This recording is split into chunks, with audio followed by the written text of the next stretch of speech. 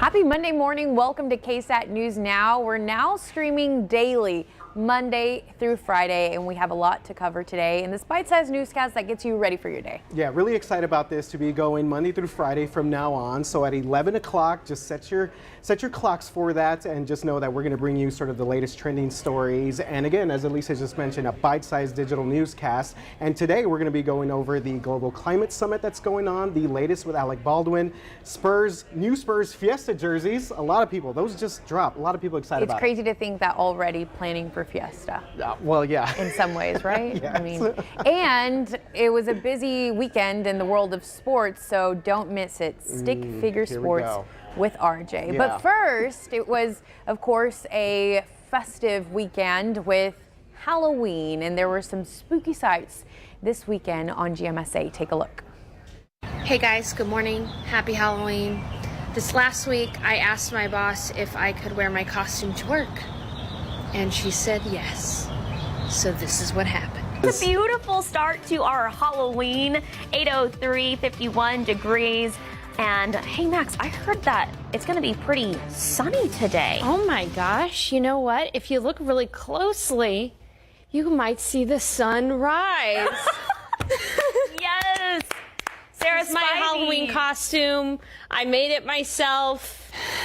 This is a styrofoam and then some pieces of pipe cleaners. So Sarah, you did great. and you a get green an screen. A+. And a green so screen. Thank you. So let's talk really quickly about our forecast. First of all, it's a chilly start out there. Look at that. 41 in Kerrville. 46 in You win Condon. Halloween. My goodness, this Oh is my true goodness. Sarah Spivey Sarah, that is fashion. amazing. Thank you, That is guys. absolutely amazing. I So can't creative. take all the credit. My sister Kaylee, she came in town and she helped me make that costume. So I made it myself. And actually, when we were kids, you know, we didn't have a ton of money, so we made all of our costumes ourselves.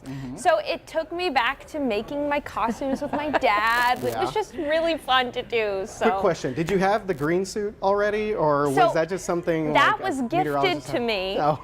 By Mr. Michael Osterhage of KSAT course. weather fame as well. So yeah, I had so much fun, and of course Max and Sarah are great to work with. Sarah Acosta later on that morning was E.T. I saw that. Yeah, that was y'all had impressive. really great costumes. I remember last week when you came in, you were like, I have my green suit. I was just, curious to find out. So this was epic. Good job. Get excited. Thank you. So obviously it's the end of October. We're now into the November months. Guys, in November, our highs dropped from the 70s, our average high, to the 60s. And our morning lows dropped from the 50s to regularly being the 40s. So Nice. we get Cool a weather. 10-degree drop throughout Finally. November, and just on cue, we've got a cold front on the horizon. So, and this one is particularly a strong cold front. So I want to take a look at the weather maps here. I want to show you our setup right now. We've got some snow in Nebraska at the moment. That's a clear sign that there's some colder air to the north.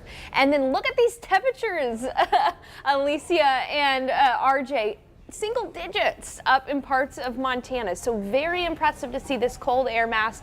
We got to be patient, though, and wait for it to move through. It's going to be moving through on Wednesday. So looking at the future cast, we are going to get a little Gulf moisture in the area through to Wednesday. So probably some morning fog tomorrow and a little bit more noticeably muggy. Not too hot, though. And then that front is expected to move through on Wednesday. So for most of Wednesday in the morning hours, we'll have light rain and drizzle. And then as that front approaches in the mid-afternoon hours, we could actually end up with some storms, some scattered storms in the area. And then behind that front, it is going to be shockingly cool. All right, our highs will only be in the 50s on Thursday because we'll be socked into cloud cover. So yeah, just on cue as we start November, we're going to be having that cold front move through. So again, a very interesting weather pattern has set up for us over the next few days. You can, of course, keep up to date with us on air, online, and on the KSAT Weather Authority app, where we can go live straight to your phone if we need to.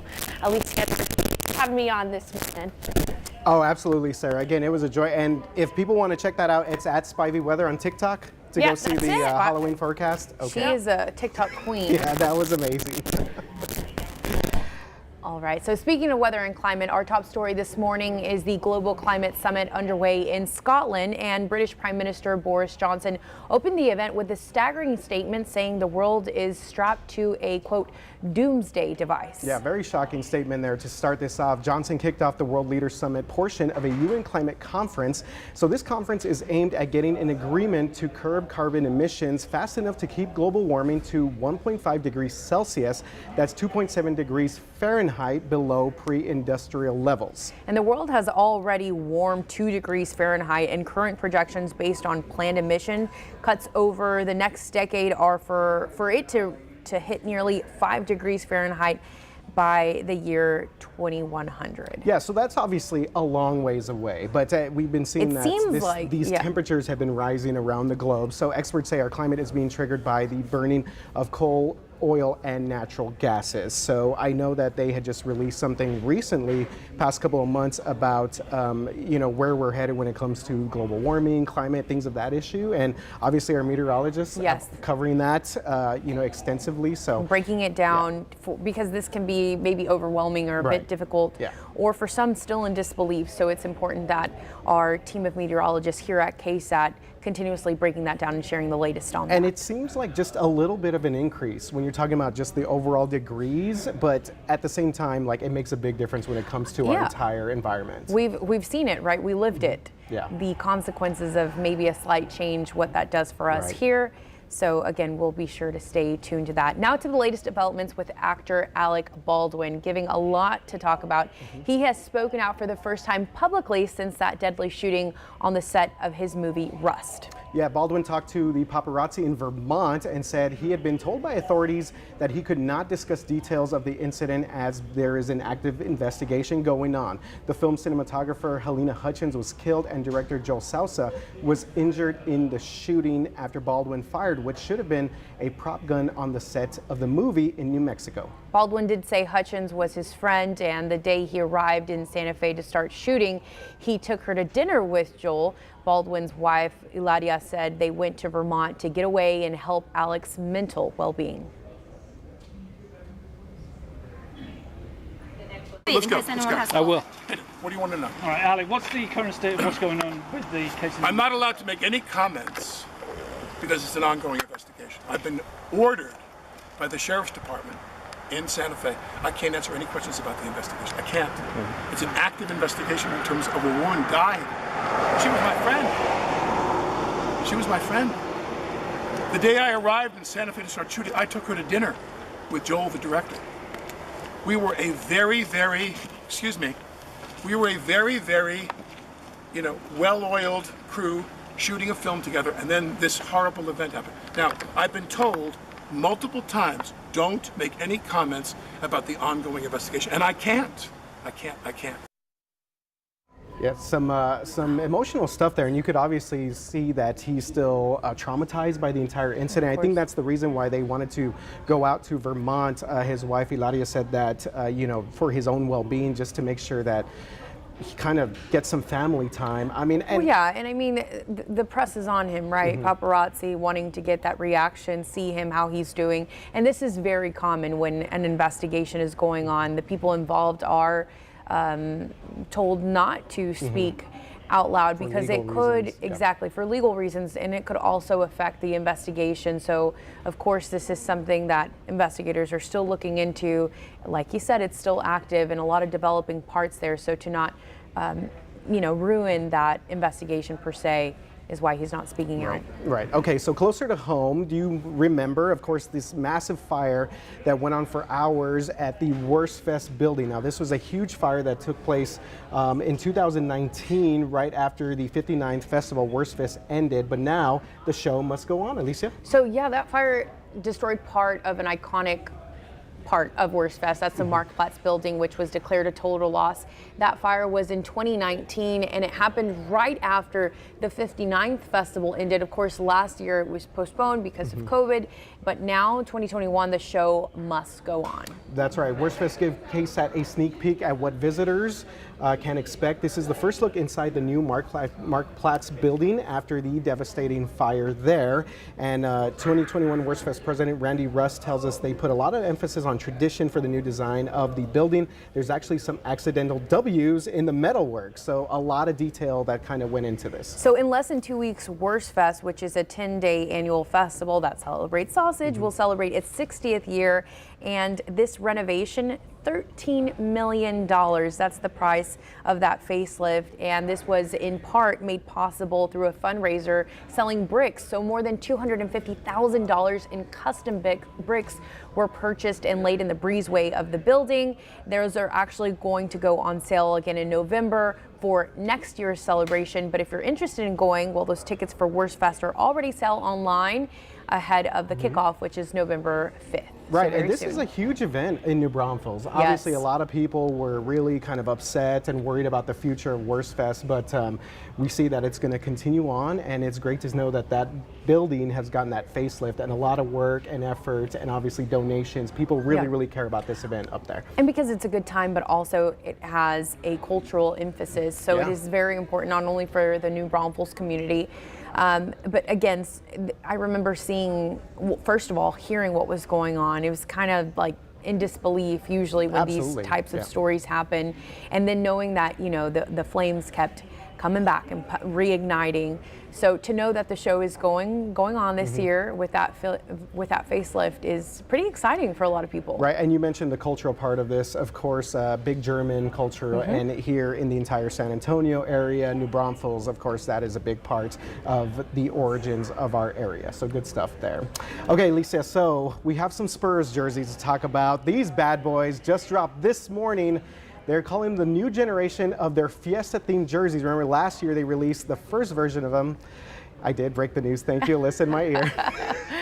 On Twitter, of course. Here on was the Twitter. tweet. Justin, Spurs unveil next generation of their Fiesta-themed uniforms. That's how I pictured you saying it. Just These like look that. nice. Yeah. Wow. I was going to ask you, okay, you're a fashionista here, Yes. a big fashion expert here. So what do you think of these? That's Ursula Perry's title, but I'll share it today. Okay. I really what do you like think of this. Usually some of these combinations, I'm not saying these as in Spurs, but general uniforms can sometimes be a little tacky in my opinion. These look great. The white, the crisp, and then having the old school Spurs colors, and of course a lot of it relating to Fiesta. This is very neat. Yeah, so I wear this. These, well, there you go. So that's good news there for I'd the be on the Spurs. team. Yeah, I'm sure these jerseys are going to sell really well for the team. But interesting, you mentioned kind of a little bit of a throwback. These are actually pay homage to when the Spurs were in Dallas. So they originally started as the Dallas Chaparrals up in the 70s. They moved down to San Antonio, and then they actually got into the NBA in 1976. So a lot of the detail here on the shorts and the design is all part of this new Fiesta-themed jersey, which is called the City Edition Nike jersey, and that stuff is already available on the NBA store. Do you own jerseys? Spurs jerseys? I don't. No, I don't. Why'd you make that face? Justin, RJ does not wear. No, I'm not a big jersey Coyote. guy. No, I'm not a big jersey Really? guy. Yeah. Okay. I don't really wear like a lot of team jerseys. I think Okay. I stopped when I was like 14 or Well, he something. won't be wearing one of these either. I like them though. I like the look. I like the colors. A couple of quick reactions on Twitter to this. A lot of people saying these are fire. I like that. This Fire is from, means cool. That means really cool. Yeah. One person says need. Another one says I want. Ashley Need Gonzalez. as in I need this, Yeah, right? We have to smiley like. face. Yeah. And then The new generation I speaks love in these. 1 to 2. There we go. They Yeah, use this 1 is to 2 amazing. This is great to words. get so many viewer comments out, reaction, because it's 1 or 2 words. Going to need a DeJounte Murray jersey. Really like the DJ jersey there. And yeah, a lot of people seem to really like these. Me included. Okay. All right. So, in the world of sports, Dallas Cowboys also very important. Right before the game started is when we found out that Dak was out, right? Yes. All right, so we found want out to. It was about an hour and a half. Yeah, before, so right before. Well, we're bringing back stick figure sports with RJ. Oh, the first yes. one. Here we go. All right, let me Back- see. Do you want me to walk up? There we go. All right, please explain, RJ. This Okay, is your back moment. by popular demand. Dak is out. We see him there. We see him rocking his little cowboy hat because we know Dak likes to rock the cowboy hats. He's got a foam finger that says "Go Cowboys," and he's eating his popcorn on the sidelines. And he's got a little boot on his leg, which he was fine. Everybody, okay? He could have played, but whatever. He had a little boot on there the other day. I mean, the most valuable player for the Cowboys, so of course they're going to protect him. So we bring in Cooper Rush right here. Yes, who is Cooper Rush? And he's got a little air bubble that says, "Yes, I'm on this his team, "My name's Cooper," because no one really knew who this guy was unless you're a hardcore Dallas Cowboys fan. I was going to say they don't. Okay, so Cooper Rush takes over, leads him to a big victory. We see Zeke right there saying, "Feed me." He had a big play late in the game. And then I drew myself here as a sad Vikings fan, because I am a big fan of the Minnesota Vikings fan. Yes, with my little thumbs down and very sad popcorn, whereas Dak had very happy popcorn. So. I mean, but this isn't really like important. Moving on to the basketball. This oh is my gosh, Astros. they're going to roast we already me. did, yes, we already did Baseball. basketball. Okay. Astros, they played the World Series. They had Game 5 yesterday. It was an elimination game for them. The Braves could have won the series. But the Astros, look at this, staying alive, like that old Bee Gees song. I'm sure that people below the age of 40 don't even know what that song is. From Saturday Night Fever. There we go. Staying alive, staying alive. We got a little disco ball there. We got Altuve and Correa doing like a little disco dance. And Correa there saying, "We going back to H-Town for games 6. Wow, you are so talented and very creative.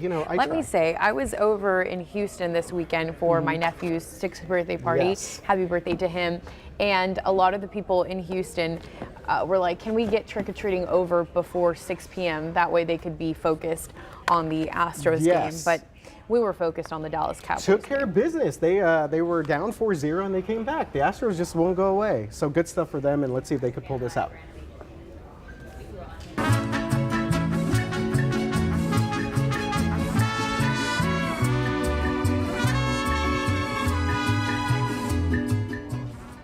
Dia de los Muertos celebrations today and tomorrow, but really for the last week or so, we've been, one, celebrating, but two, asking our viewers to share something with us. Who do you honor for Dia de los Muertos?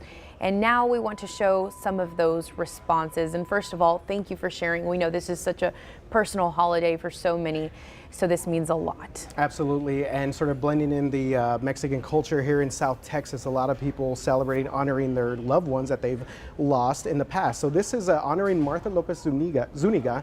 The family of Martha Lopez Zuniga is honoring their mom and grandmother with an ofrenda filled with pictures, candles, and her favorite flowers and jewels. They are also having a fountain made in her honor. Have not heard about a fountain being made. That's pretty cool. That's beautiful. Martha just passed a couple of months ago. That's beautiful, and water being one of the most important elements on the altar too, so that's a beautiful way. And then here, a family says, "My father Rogelio Cortez and my big brother Jesus Cortez." That's who they're honoring. We miss our father.